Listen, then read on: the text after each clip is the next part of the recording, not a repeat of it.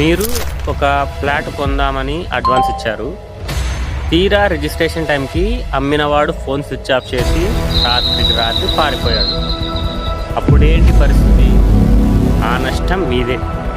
వాడి కోసం కోర్టు చుట్టూ చెప్పుల రీల తిరగాలి. కానీ స్టాక్ మార్కెట్లో మీరు ఒక షేర్ కొన్నప్పుడు అవతలి వాడు షేర్ ఇవ్వకుండా పారిపోతే ఆ నష్టం మీది కాదు.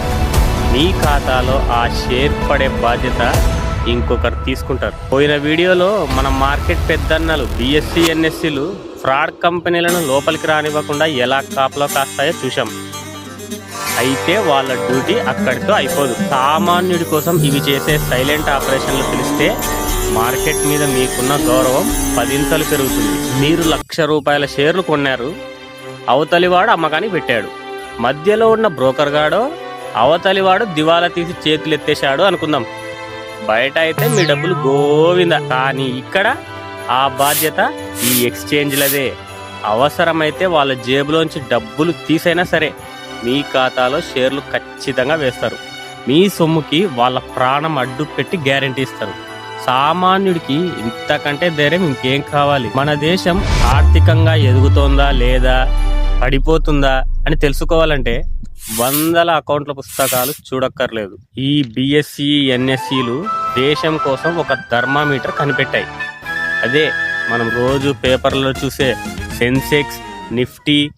దేశంలో ఉన్న టాప్ కంపెనీలను ఒక బుట్టలో వేసి ఆ బుట్ట పైకి వెళ్తుందా కిందికి వెళ్తుందా అని లెక్క కట్టి దేశం పరిస్థితి ఒక సెకండ్లో మీ కళ్ళ ముందు ఉంచుతాయి. మన ఊరి సంతలో కొంటే పక్క దుకాణాల్లోనే టమాటా రేటు మారిపోతుంది. ఏది కరెక్ట్ రేటో మనకే తెలియదు. కానీ ఈ స్టాక్ మార్కెట్ కోటలో అలా కాదు. ఎక్కడో మారుమూల పల్లెటూరులో ఉండే పల్లెటూరు సుబ్బారావుకైనా, ముంబై కోటల్లో ఉండే ముఖేష్ అంబానీకైనా ఒక్కటే షేర్ రేటు కనిపిస్తుంది. ఎవరికి ఎలాంటి రహస్య సమాచారం దొరకకుండా దేశం మొత్తం ఒకే రేటు ఉండేలా సూపర్ కంప్యూటర్లతో సెకనుకి లైవ్ టెలికాస్ట్ చేస్తాయి. ఇక్కడ ఎవరికి చీకట వ్యాపారం చేసే ఛాన్స్ లేదు. ఒక్కవేళ మీరు వాడే బ్రోకర్ యాప్లో ఏదైనా మోసం జరిగిందనుకోండి, ఎక్కడికి వెళ్ళాలి? పోలీసులకి మార్కెట్ లెక్కలు అర్థం కావు. అప్పుడు ఈ బిఎస్సి ఎన్ఎస్సిలే మన పాలిట సుప్రీం కోర్టులు. సామాన్యుడి కంప్లైంట్ కోసం ప్రత్యేకంగా ఒక సెల్ పెట్టి విచారణ చేసి అక్రమాలు చేసిన బ్రోకర్ల మెడలు వంచి వందల కోట్ల రూపాయలకు ఇన్వెస్టర్లకు తిరిగి ఇప్పించిన చరిత్ర వీళ్ళది. ఇవి కేవలం షేర్లు అమ్ముకునే సంతలు కావు.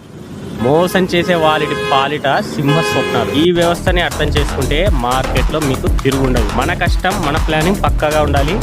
మరో పవర్ఫుల్ టాపిక్తో